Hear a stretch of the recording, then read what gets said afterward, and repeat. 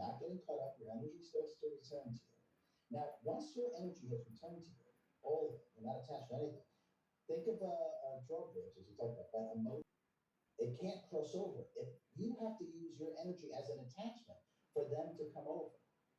If you are detached and you're in observer, from here, that we belong to here, and that we are bound by the rules and laws of what is here, you're not. You're not. You're free. Your only bondage is not realizing that. So no one is going to hand that to you. So if we just work from that point, tips about so-called knowledge, about experiences that we've had, thought patterns, emotional imbalances, physical disharmony or physical pleasures, all this stuff that we identify ourselves with, all of that must go. Okay? So it's almost too many things to live. It's not connected to your brain.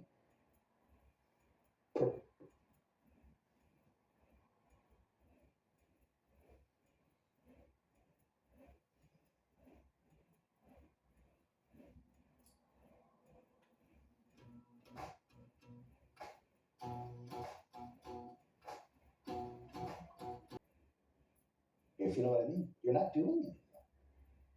The beingness is online, beingness is doing this. Stay that way. Stay that way. There's a reason why mystics and masters talk about meditation and fasting. And what works. That's why. Because it works. But notice meditation's first. Meditation's first. Okay, and then we move the one that is having the difficulty, the identifications with them. So none of those things are actually you. And this is why we start to suffer then when we say, I don't want to be here. Because the character that you've created is not really you. And the character that you've created is built upon everything that's here. And what's here is all low frequency disharmony. Hence, we now have the experience of low frequency disharmony. Because the character we created is built from that, it is part of that. It belongs to that.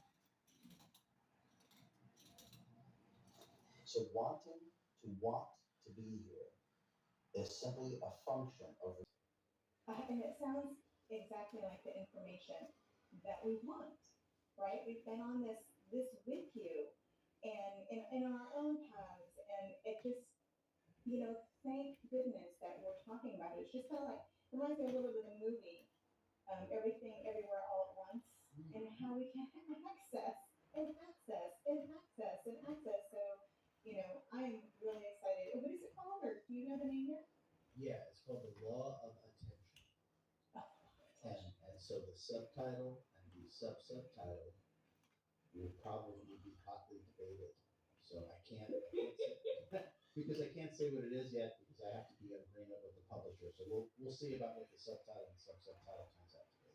Oh, that's exciting. Oh, I can't wait. I can't wait. It's really, 40 years ago when I was first started on the path, people said things differently. They were not lovely. And what I pulled from that too is that if we're being, then that means we're not concerned with the narcissism or the selfishness, right? It sort of cancels it out naturally.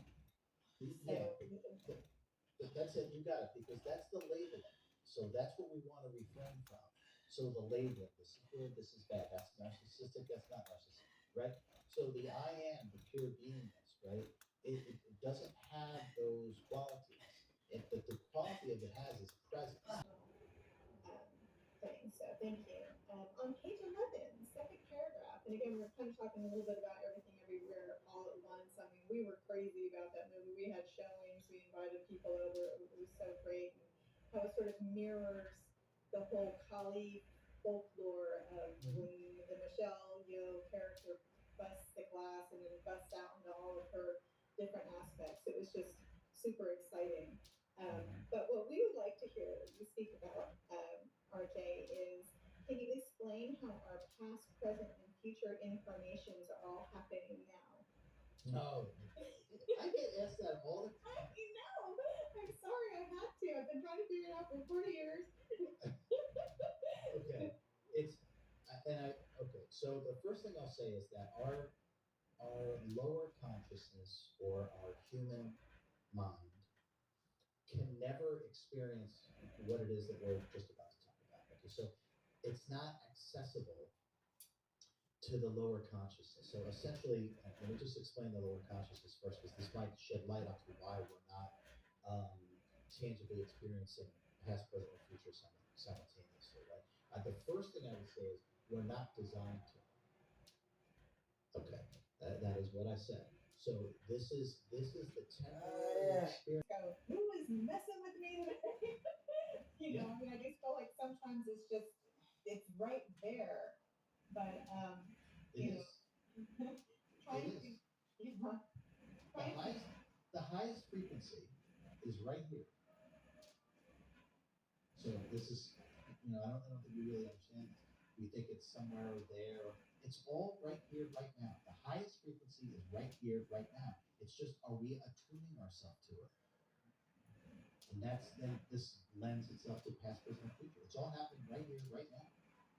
But our body-mind complex is attuned to just page 70, right? Just this one local environment. So therefore, it's like, well, it's beyond me. It's not. It's not. It's beyond the body-mind complex. You're not the body-mind complex either. So it's not. We've lost ourselves in the movie. We've lost ourselves in the incarnation. We've lost ourselves in the food and the drink and the gambling and the sex and the whatever it is. It doesn't matter. We've lost our sense of self in it, and our energy is stuck to it. And this is why we have such a problem moving past it, because energetically we've made an attachment to it. And the only way to overcome this is to realize the truth. And the truth is that you're the awareness of whatever it is that you're attached to or addicted to. You are the awareness of it, not what you're aware of. You are the awareness itself. And when you start to reside or sit, if that makes sense, within pure awareness, and you can think of that as meditation. When you start to sit in the fact that you're, so what's really happening is the cord of attachment, watching the scary movie, right? Something happens on the screen and we get scared, right? That's because we're attached to it. But if you just sat there long enough at the movie theater and you stopped identifying with what's going on and you just watched it dispassionately, or you just observed it like it's a boring movie,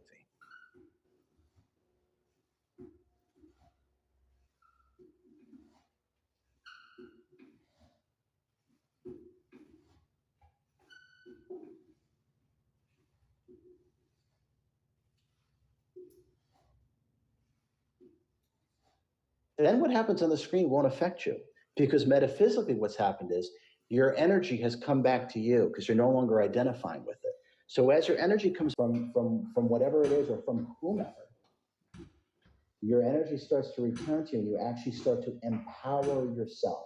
And once you've empowered yourself, you can now do whatever it is that you need to do to overcome whatever it is that you need to overcome.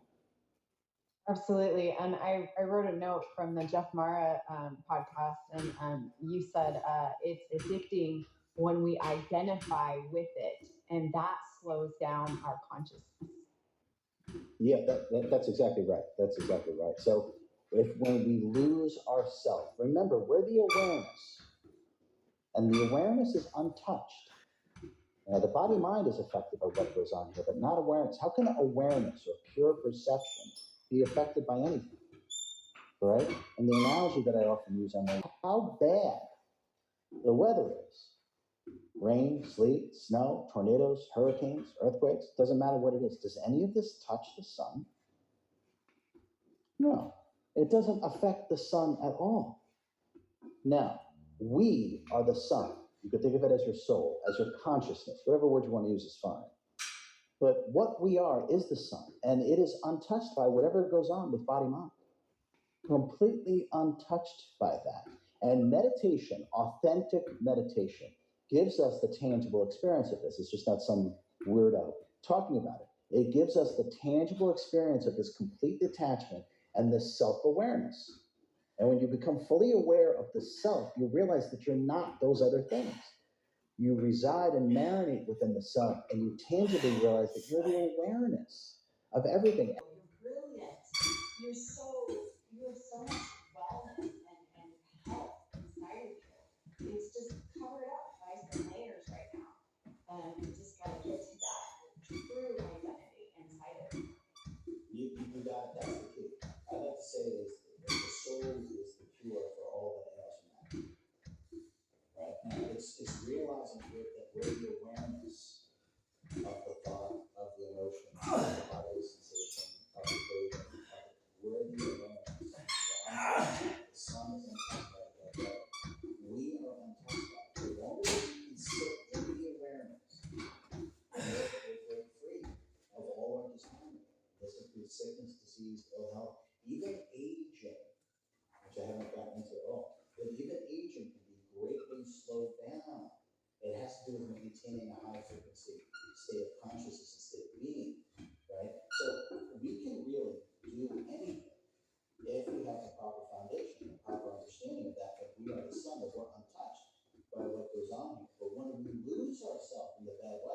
and we think it's never gonna stop raining, or the sun's never gonna come out, of course it is.